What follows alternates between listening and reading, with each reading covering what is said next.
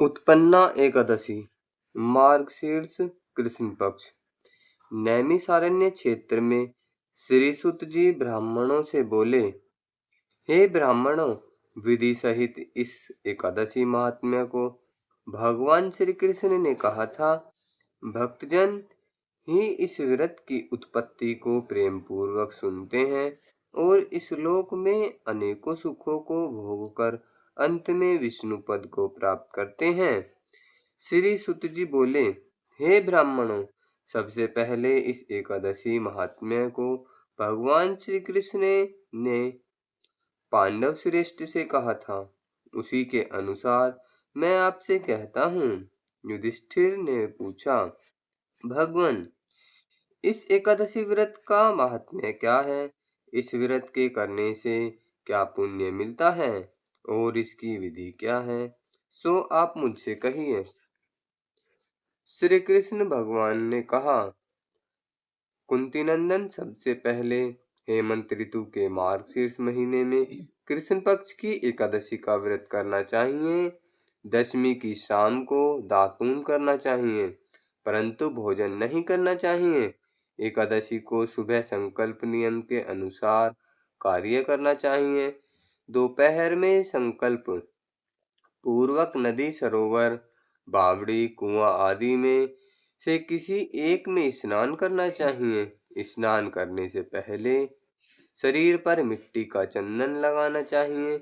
चंदन लगाने का मंत्र इस प्रकार है, अश्वक्रांते, रथक्रांते, विष्णुक्रांते, वसुंधरे, ऊर्ध्वतापी, ब्रह्मणेन, कृष्णेन सतबाहुना, मृतिके में पापम यन्म्या पूर्व संचितम तव्याहतेन पापेन गच्छामि परमागतिम।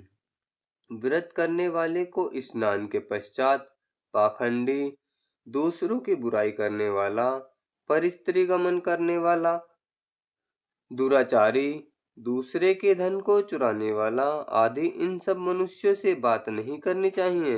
यदि अनजाने में इनसे बात हो जाए तो इस पाप को दूर करने के लिए सूर्य नारायण के दर्शन करने चाहिए। स्नान के बाद धूप दीप नैवेद्य से भगवान का पूजन करना चाहिए। रात को दीपदान करना चाहिए। ये सत्कर्म भक्ति पूर्वक करने चाहिए।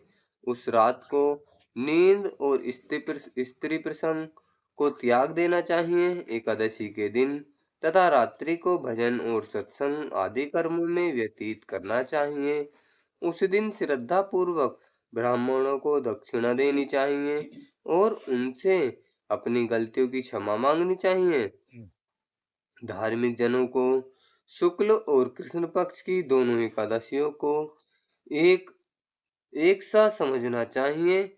उनमें भेद मानना उचित नहीं है। ऊपर लिखी विधि के अनुसार जो मनुष्य एकादशी का व्रत करते हैं, उनको शंखोद्धार तीर्थ में स्नान एवं दर्शन करने से जो पुण्य मिलता है, वह एकादशी व्रत के पुण्य के 16वें भाग के बराबर भी नहीं है। व्यतीत योग में, संक्रांति में तथा चंद्र व सूर्य ग्रहण में दान देने से, जो कुरुक्षेत्र में स्नान करने से जो पुण्य प्राप्त होता है, वही पुण्य मनुष्यों को एकादशी का व्रत करने से मिलता है। अश्वमेध यज्ञ करने से जो पुण्य प्राप्त होता है, उसमें 100 गुना पुण्य एकादशी को उपवास कर रखने से होता है। 1000 तपस्वियों को 60 वर्ष तक भोजन कराने से जो फल प्राप्त होता है, वह फल इस एकादशी का व्रत करने से प्राप्त होता है। जो पुण्य वेद पाठी ब्राह्मण को 1000 गोदान करने से मिलता है, उससे 10 गुना अधिक पुण्य एकादशी का व्रत करने से मिलता है। इस श्रेष्ठ ब्राह्मणों को भोजन करने कराने से जो पुण्य मिलता है, वह एकादशी के पुण्य के 10वें भाग के बराबर होता है। 10 उत्तम ब्राह्मणों को भोजन कराने में जो पुण्य मिलता है, उतना ही पुण्य एक ब्रह्मचारी को भोजन कराने से मिलता है। इस पुण्य से 1000 गुना पुण्य कन्या और भूमिदान करने से प्राप्त होता है। कन्या और भूमिदान के पुण्य से 10 गुना पुण्य विधा दान से, 10 गुना पुण्य भूखे को भोजन देने से होता है। अन्नदान के बराबर संसार में कोई दूसरा पुण्य नहीं है। इस दान से स्वर्गीय पितृ तृप्त हो जाते हैं। इस दान का महात्म्य देवता भी वर्णन नहीं कर सकते। निर्जल व्रत करने का आधा फल एक बार भोजन करने के बराबर होता है। उपरोक्त कोई सा एक व्रत जरूर करना चाहिए। एकादशी का व्रत करने पर ही यज्ञ, दान, तप आदि मिलते हैं, अन्यथा नहीं। अतः एकादशी का व्रत अवश्य ही करना चाहिए। इस व्रत में शंख से जल नहीं पीना चाहिए। मछली, सुअर तथा अन्न एकादशी के व्रत में वर्जित है। एकादशी व्रत का फल 1000 यज्ञों से भी अधिक होता है। युधिष्ठिर बोले, हे भगवान, आपने इस एकादशी के पुण्य को अनेकों तीर्थों पुण्य से श्रेष्ठ तथा पवित्र क्यों बतलाया है, सो सब कहिए। भगवान श्री कृष्ण बोले, युधिष्ठिर, सतयुग में एक महाभयंकर मूर नामक दैत्य था। उस मूर दैत्य से भी सभी देवता अत्यंत भयभीत रहते थे। मूर दैत्य इंद्र आदि देवताओं को जीतकर उन्हें उनके स्थान से गिरा दिया करता था। तब देवेंद्र ने महेंद्र से प्रार्थना की, हे शिव शंकर, हम सब लोग इस समय मूर दैत्य के अत्याचारों से मृत्युलोक में अपना जीवन व्यतीत कर रहे हैं।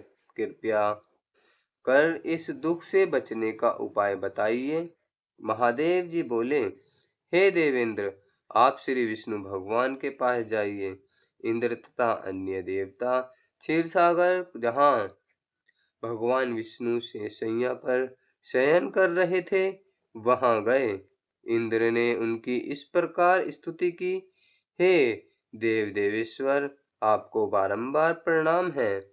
हे जगन्नाथ, हे दैत्यों के संहारक, हे मधुसूदन, आप हमारी रक्षा करें। हे जगन्नाथ, समस्त देव दैत्यों से भयभीत होकर आपकी शरण में आए हैं।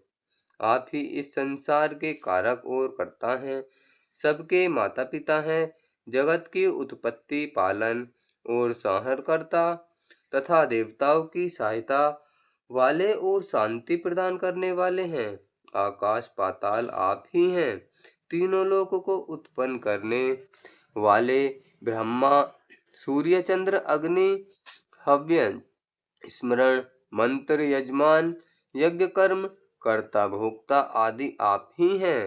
हे देव, शरणागत की रक्षा करने वाले आप ही हैं। इस समय दैत्यों ने हमें स्वर्ग से निकाल दिया है, अब आप हमारी रक्षा कीजिए।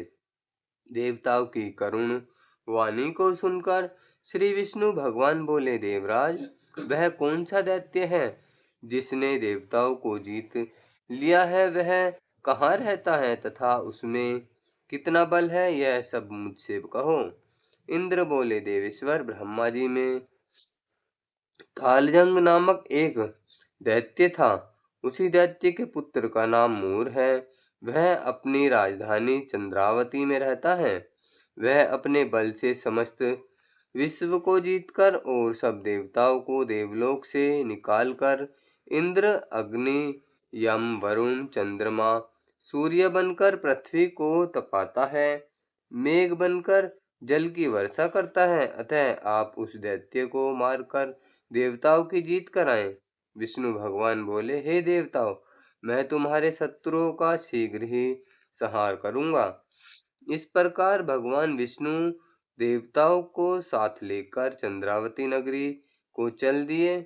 उस समय मूर अनेक दैत्यों के साथ युद्ध भूमि में गरज रहा था। युद्ध होने पर असंख्य दानव अनेकों अस्त्र शस्त्रों को धारण कर देवताओं से युद्ध करने लगे, परंतु देवता दानवों के आगे ठहर सके। तब भगवान विष्णु भी युद्ध भूमि में आ गए। दानवों ने भगवान विष्णु को देखा तो वे उन पर अस्त्र शस्त्रों का प्रहार करने लगे।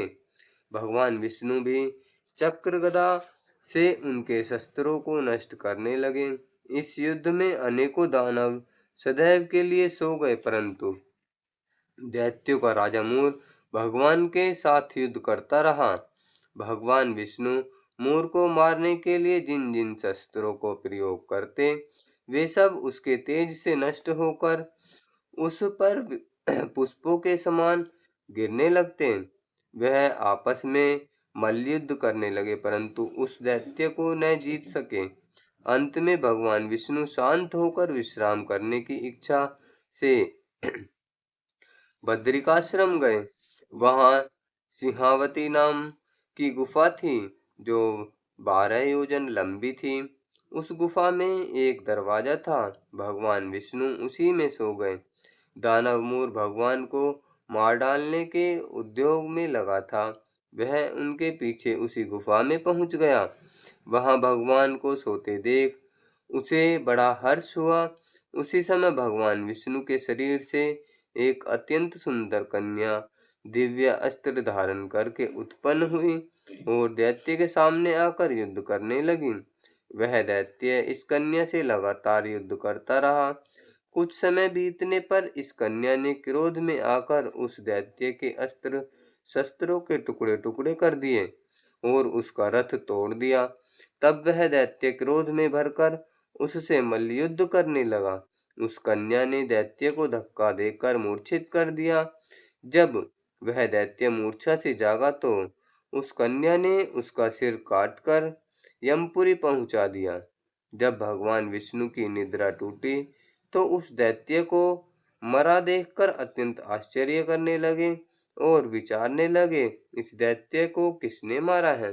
तब कन्या भगवान से हाथ जोड़कर बोली कि हे भगवान, यह दैत्य आपको मारने को तैयार था, तब मैंने आपके शरीर से उत्पन्न होकर इसका वध किया है। भगवान बोले, कल्याणी, तुमने दैत्य को मारा है, अतः मैं तुमसे तुम्हारे ऊपर अत्यधिक प्रसन्न हूँ। तुमने तीनों लोकों के देवताओं को सुखी किया है, इसलिए तुम अपनी इच्छानुसार वरदान मांगो।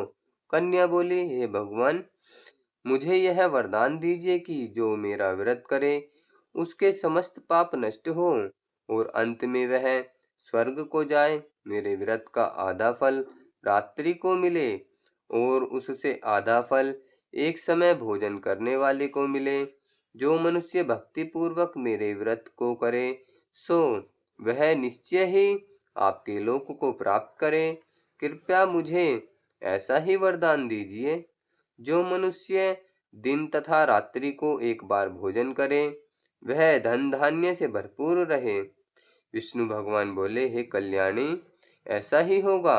मेरे और तुम्हारे भक्त एक ही होंगे और अंत में संसार प्रसिद्धि को प्राप्त होकर मेरे लोक को ही प्राप्त करेंगे। हे कल्याणी, एकादशी को पैदा होने से तुम्हारे नाम भी एकादशी हुआ। जो मनुष्य इस दिन का व्रत करेंगे उनके समस्त पाप नष्ट हो जाएंगे और अंत में मुक्ति को प्राप्त करेंगे। तुम मेरे लिए अब 3 आठें, नवमी और 14 से भी अधिक प्रिय हो। तुम्हारे व्रत का फल सब तीर्थों के फल से महान होगा। ऐसे कहकर भगवान विष्णु अंतर्ध्यान हो गए। भगवान श्री कृष्ण बोले, युधिष्ठिर, ऐसा वर पाकर महाव्रत एकादशी बहुत प्रसन्न हुई। सब तीर्थों, दानों, व्रतों के फल से एकादशी व्रत का फल सर्वश्रेष्ठ है। मैं एकादशी व्रत करने वाले मनुष्यों के शत्रुओं को, विघ्नों को नष्ट कर देता हूँ और उन्हें मोक्ष दिलाता हूँ। हे अर्जुन, यह मैंने तुमसे एकादशी की उत्पत्ति के बारे में बताया है। एकादशी पापों को नष्ट करने वाली और सिद्धि को देने वाली है। उत्तम मनुष्य को दोनों पक्षों की एकादशियों को समान समझना चाहिए। उनमें भेदभाव मानना उचित नहीं है। जो पुरुष विष्णु भक्त है वह धन्य है। जो मनुष्य एकादशी महात्म्य का श्रवण व पठन करते हैं उनको अश्वमेध यज्ञ का फल मिलता है। जो मनुष्य भक्ति पूर्वक कथा सुनते हैं वे विष्णु लोक को जाते हैं और करोड़ों वर्षों तक उनकी जगह पूजा होती है। जो एकादशी महात्म्य के चौथाई भाग सुनते हैं उनके ब्रह्मा हत्या आदि के महान पाप नष्ट हो जाते हैं। विष्णु धर्म के समान संसार में कोई दूसरा धर्म नहीं है और एकादशी व्रत के बराबर कोई दूसरा व्रत नहीं है। तो बोलो एकादशी मैया की जय हो।